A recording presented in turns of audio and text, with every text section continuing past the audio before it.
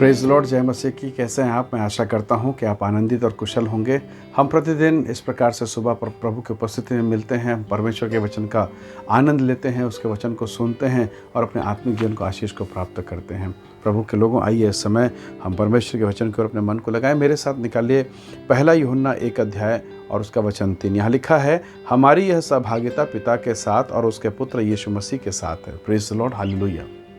परमेश्वर के इस वचन को जब हम पढ़ते हैं, बड़ा आनंद होता है। यूहन्ना के विषय में प्रभु यीशु मसीह के 12 शिष्य थे और उन 12 प्रेरितों में एक शिष्य जो था वो यूहन्ना है।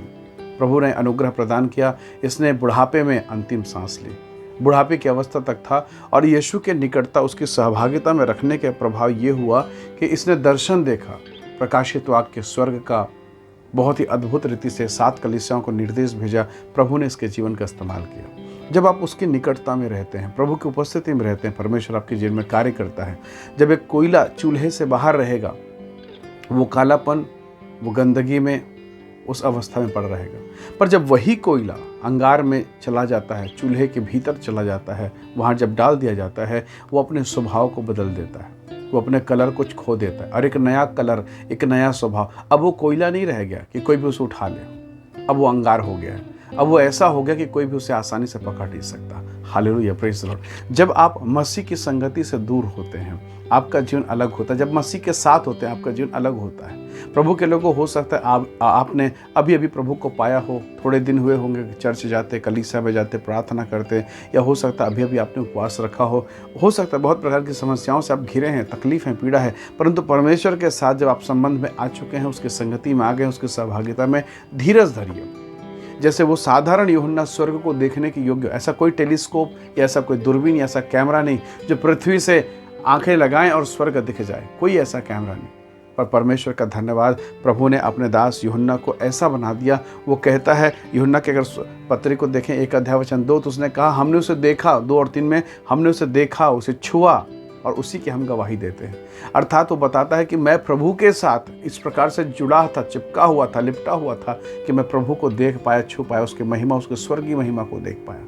हो सकता है मेरे भाई बहन अभी अभी आप प्रभु में हैं, एक दिन आएगा जब परमेश्वर आपके स्वभाव को, कोयले के स्वभाव को बदलेगा, आपको उजाला और आपको महिमा से भरेगा, एक गर्माहट, एक आशीष, एक सामर्थ से परिपूर्ण करेगा।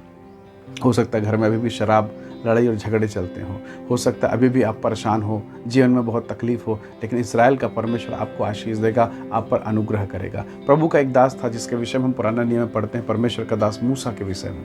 मूसा ने अपने बुद्धि से, अपने कौशल से, अपनी योग्यता से कोशिश किया कि वो मिस्र से इस्राएलियों को निकाल सके। एक दिन जब एक मिस्री और एक इजरायली जवान लड़ रहे थे, उसने उन दोनों को शांत कराया और जब बात नहीं बनी, वो उनके लड़ाई में खुद लड़ भिड़ पड़ा और उसने एक मिस्र देश के नागरिक को मार डाला। कोशिश किया पर कुछ नहीं हुआ। उसके बाद वो वहाँ से भगोड़ा होकर भाग जाता है। 40 साल के बाद परमेश्वर ने उसे दर्शन दिया, जब वो 80 साल की उम्र में था। प्रभु ने उसे दर्शन दिया, सीनै पर्वत पर वो पहुंचा और 40 दिन 40 रात उस पर्वत पर बिताया। प्रभाव ये हुआ कि जब मूसा जब चढ़ा था तो साधारण ऑर्डिनरी पर्सन के समान था, एक लाठी उसके हाथ में थी। पर जब वो वहाँ से उतरता है, लिखा है, परमेश्वर का वचन कहता है, उसके चेहरों से किरणें निकल रही थी। अभी आप प्रभु की उपस्थिति में आ रहे हैं, साधारण लग रहे हैं, पर कुछ महीनों बाद, कुछ वर्षों के बाद आपका जीवन सामर्थी होगा और इसका अंतर को लोग समझेंगे। आपके घर की दशा को आप देख पाएंगे, आपके परिस्थितियों को आप देख पाएंगे। परमेश्वर ने आपको परिवर्तित कर दिया है, आपको बदल कर रख दिया, आपकी दशाएं बदल चुकी है। हालेलुया।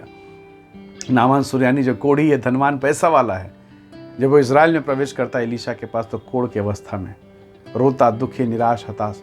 पर जब अपने घर में वापस जाता, प्रभु के दास उसके नबी से मिलकर वो आनंदित है, वो मगन है, सोना चांदी देने के बावजूद वो खुशी से, वो आनंद से भरा हुआ है। बाइबल परमेश्वर का वचन कहते हैं, हमारी यह सहभागिता पिता के साथ है और उसके पुत्र यीशु मसीह के साथ है। जब आप उसकी संगति में आते हैं, मसीह का स्वभाव आप में अंश अंश करके बदलता जाता है। और प्रार्थना में जुड़ें और निकटता में रहे। जब एक मोबाइल से एक मोबाइल में, एक लैपटॉप से एक लैपटॉप में, कंप्यूटर से कंप्यूटर में जब डाटा ट्रांसफ़र होना होता है, तो दोनों डिवाइस को या तो वाईफाई के द्वारा, या तो केबल के द्वारा, या वायर के द्वारा जोड़ना पड़ता है।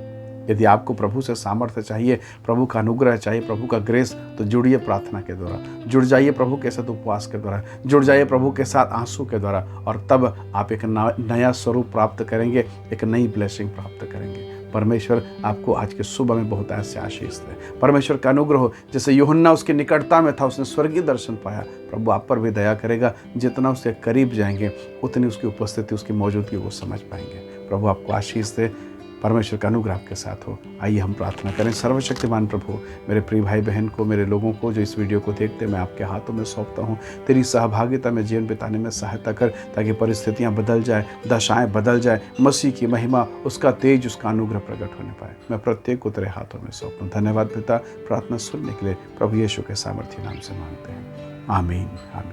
प्रभु आपको आशीष दे। इस वीडियो को दूसरों को भी शेयर करें, ताकि वो भी इन वचनों को सुने और आशीषों को प्राप्त कर सकें। प्रभु आप सबको बहुत से आशीष दे। जय मसीह की। Praise the Lord.